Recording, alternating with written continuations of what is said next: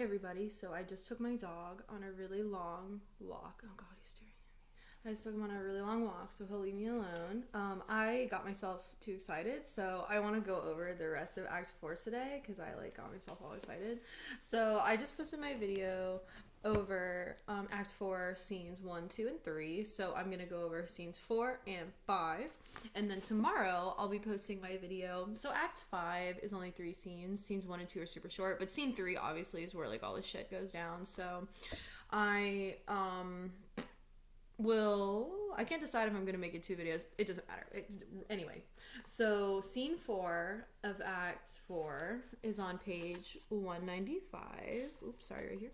So we just left off where Juliet has taken the potion. It was Monday night, and she's supposed to get married on Tuesday morning, and she was like, no. So she took the potion. She had that whole speech about how, she'd be trapped in her tomb. If she happens to wake up early, she'll be trapped with all of her dead relatives, and she would bash her skull in with Tybalt's dead body, his bones. She'd bash her head in.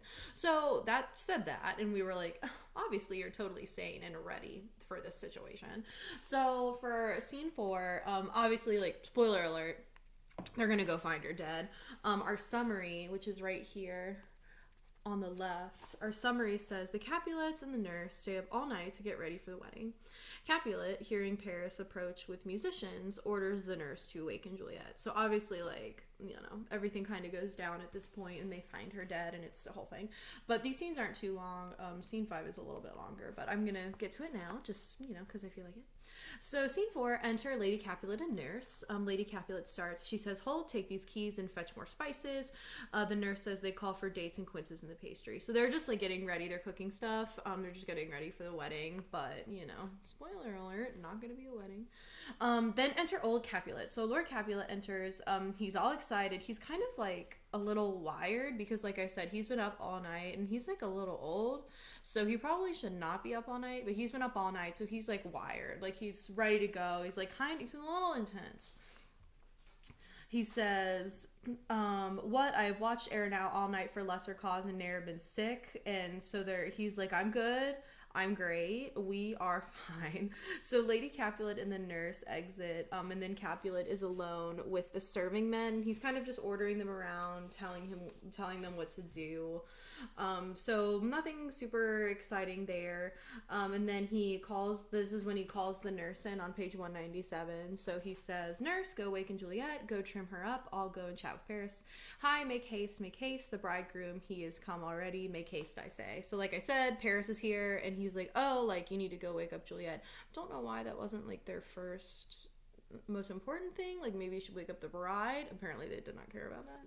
So that was literally all of scene 4. That was it. So it's just Lord Capulet kind of losing his mind, ordering everyone around, and then telling the nurse to wake Juliet. So it's literally the whole scene. So it was over before it really began. So on page 197 you can see scene 5 begins. So scene 5 is kind of the meat of the act. So the nurse approaching the bed. So remember, Juliet's bed has curtains around it, so you can't see her unless you pull the curtains back. So the nurse says she's approaching the bed. She says, mistress, what mistress, Juliet? Fast I warrant her. She, why lamb, why lady, fee, you slug-a-bed. Why love, I say, madam, sweetheart, bride, what, not a word? You take your penny's worth now. Sleep for a week, for the next night I warrant the county Paris hath set up his rest, that you shall rest but little. Wink, wink. So she's making a sex joke, obviously. So she's like, oh yeah, you should sleep now, because tonight Paris totally won't let you. And again, it's she's 13 years old. Settle down. But the nurse is just being her ridiculous nursey self, does not even realize, what she's about to open the curtain and reveal. God forgive me, Mary and amen. How sound is she asleep? I needs must wake her. Madam, madam, madam, I let the county take you in your bed. He'll fright you up, by faith. Will it not be? And so she's making this joke about how if whoever was in here, it would probably frighten her up if the county was there. He's like, let him take you in your bed. It's are you sure? She opens the bed curtains and she says, what? Dressed and in your clothes and down again? So Juliet is still in her clothes from yesterday. So the nurse is kind of why is she wearing her clothes? I must needs wake you. Lady, lady, lady. Alas, alas, help, help, my lady's dead. Oh, where a day that ere I was born. Some aqua vitae ho, my lady, my lord. Oh, sorry. I was yelling and Watson was like, what? Sorry, Watson. But obviously she finally finds out that Juliet has died. And so she's like, oh my god, she's freaking dead. Enter Lady Capulet, right on 199, right here. What noise is here? Oh, lamentable day, says the nurse. Lady Capulet says, what is the matter? And nurse says, look, look, oh, heavy day. And Lady Capulet says, oh, me, my child, my only life. Revive, look up, or I will die with thee. Help, help, call help. Everyone always is saying they're gonna die. But, you know, who knows? Lord Capulet enters after this, and Capulet says, for shame, bring Juliet forth. Her lord is come. So he's like, oh my god, why is she still sleeping? And the nurse says, she's dead, deceased. She's dead, alack the day. And Lady Capulet says, alack the day, she's dead, she's dead, she's dead. So it's like, hey, I think Juliet's dead. Just a reminder, the nurse was not involved in this plan. The nurse kind of betrayed Juliet when the nurse told her to, like, just marry Paris, and Juliet was not happy about that. So the nurse is not in on this plan, so she definitely does think that Juliet has actually died. So, just a reminder. So Lord Capulet uses... Lord Capulet's lines are pretty beautiful during this scene. He has a lot of good figurative language. So if you look down here, line 30, where Lord Capulet begins, he says, ah, let me see her. Out, alas, she's cold. Her body is settled and her joints are stiff. Life and these lips have long been separated. He's got a little simile here. He says, death lies on her like an untimely frost upon the sweetest flower of all the field. So it's very beautiful. He says that it's like a frost has lain on her, which, as you are aware, Friar Lawrence, said that she would be cold and the blood would drain from her face, so she would be really pale. So this is pretty much what he expected to happen. The nurse says, oh, lamentable day. Enter Friar Lawrence in the county Paris with musicians. So Paris has his musicians because they're going to play for the wedding. So it's all kind of awkward. This is what you guys would call situational irony. So, situational irony is when the opposite of what is expected takes place. We were expecting a wedding, and instead we have a funeral. So, everything that's going on, surrounding Juliet's death is contrary to mourning. So, hopefully that makes sense. Like, we've got the musicians, we have all the food and stuff, and all that, but it's contrary to what's actually going on, which is them kind of mourning and accepting. Excuse me. Hold on. Watson, stop.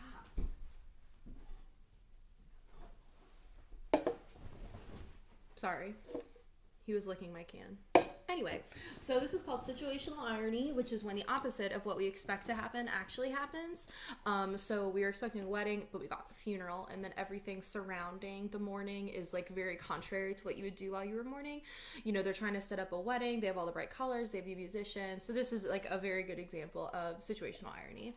So, we've got Friar Lawrence, and he says, come, is the bride ready to go to church? You liar, you know she's not. Friar Lawrence definitely knows that Juliet is like fake dead, but obviously he's lying, so that they can kind of pull off the whole plan. Lord Capulet, again, very beautiful lines here at line 40 on page 201. He says, ready to go, but never to return. So like ready to go to heaven, and then never come back. O son, the night before thy wedding day hath death lain with thy wife. There she lies, flower as she was, deflowered by him. Now, of course, him who has deflowered her is not Romeo, it's not Paris, it's death. And if you remember, Juliet already kind of made this assertion that if she has to marry County Paris, then she would rather lay with death and have death take her virginity, metaphorically. So her dad is now kind of saying something similar, that death has deflowered his daughter because she died before she could get married. Death is my son-in-law, death is my heir. My daughter he hath wedded. I will die and leave him all. Life, living, all is death. So kind of like, you remember Lord Capulet basically said Juliet was his everything, his world, the most important thing to him. He said she was like the only goodness left in his world, so now that she has died, he is, he's like, my whole life basically belongs to death at this point. He says he has nothing left to live for. Awkward for his wife.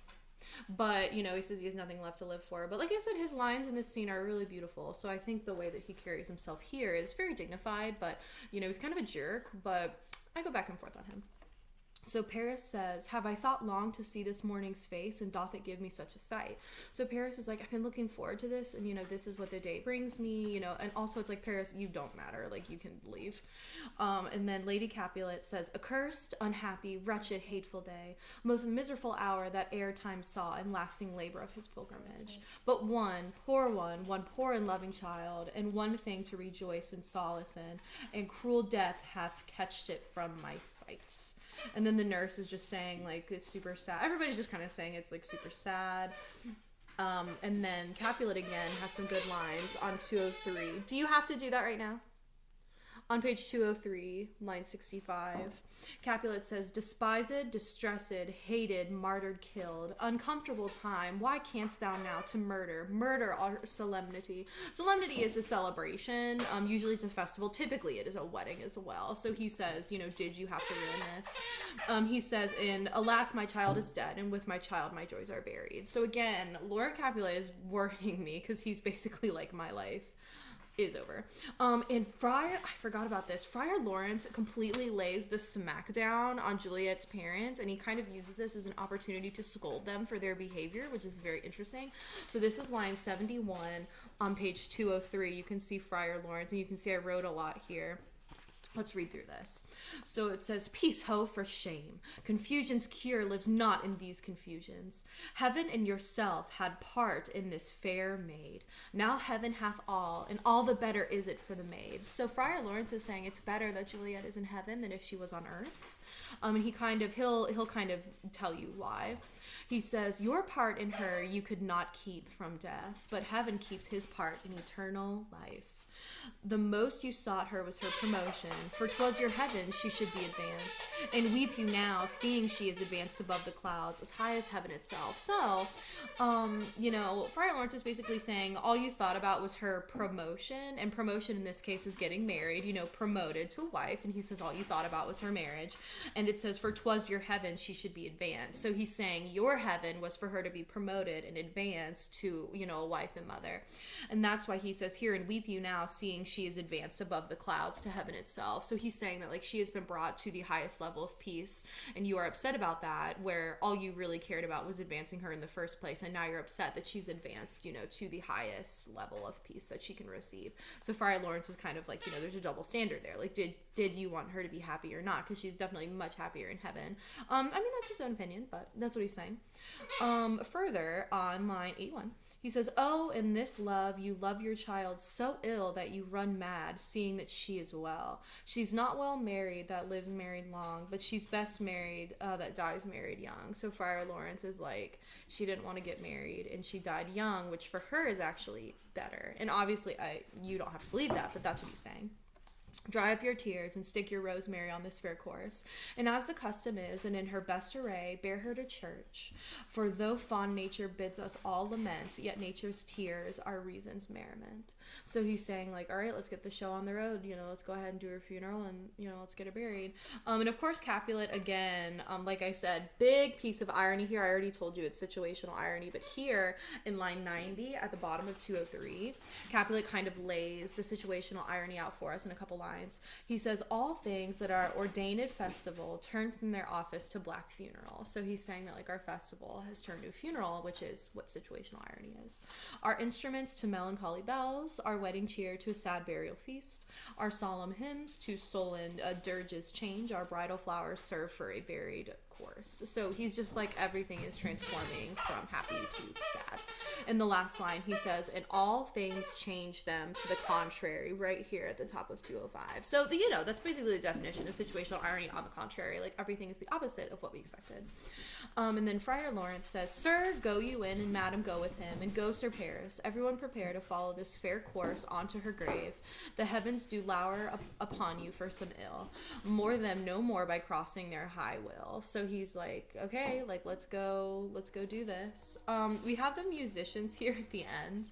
I'm not gonna super get into the musicians, but for those of you that are into music, you might already know this, but back in the day, like back in Shakespeare's time, and especially back in Renaissance days as well, whenever they did music or really any kind of entertainment, they wanted to end it on a happy note so that people would like enjoy it. So they wanted everything to end happily.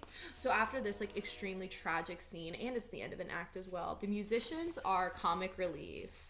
So the musicians are your comic relief. There's a couple pages of the musicians. I'm not gonna like go over it entirely, but the musicians are comic relief. So the musicians are talking about, they're talking about playing a song. So they want to play a particular song. And then one of the musicians says that he wants to hear a sad song to comfort him, you know, in this sad time. And they talk about how, you know, that song isn't actually sad and like blah, blah, blah. So they kind of talk about all that stuff. There's a lot of puns and whatnot. I'm not really going to go over it. It's not, I don't think it's super relevant, but it's kind of funny. The puns kind of take a long time to explain, but if you guys want to look at it, they do have all the explanations here on the left. If you want to look at it, I'm not going to get into it, but you can always take a look at it if you want. They sing a song, they make some puns about silver sound, and it's just, you know, it's a whole thing, but they're for comic relief. So if you're wondering like, well, why the heck did it just end with that? It's because typically they did not want people to be sad when they ended any type of entertainment. For those of you that have ever sang like classical or played any like music from that time period, everything always ends on a major chord instead of a minor chord, because minor chords are sad sounding and major chords are happy sounding. So this is just kind of a similar idea, is that they didn't want the act to end with sadness. They wanted everyone to be happy. So they gave a comic relief at the end. So just letting you know. So for Act 5, obviously everything goes kind of like cuckoo bananas. Scenes 1 and 2 are super short. Scene 3 is very long. So Act 5, you know, is kind of Romeo comes back in, and then that's kind of where everything like goes crazy. But that's it for Act 4. The plan has been set in motion. Juliet has been proclaimed dead. Friar Lawrence showed up so that he can bury her and like make sure that that is fine and like that ends up right so that she's in her tomb. And then the next step was that he was going to send letters to Romeo, I believe was the next step, and then Romeo is supposed to show up in the tomb when Juliet wakes, and then they kind of like run off into the sunset. Obviously this does not go according to plan, so we'll just have to watch Act 5 and see what happens. So I'll probably upload Act 5 tomorrow. I'll give you guys some time to digest Act 4. But yeah, we'll get to Act 5 tomorrow. If you guys have any questions, you can leave them in the comments or you can send me a message. But yeah, I'll see you later.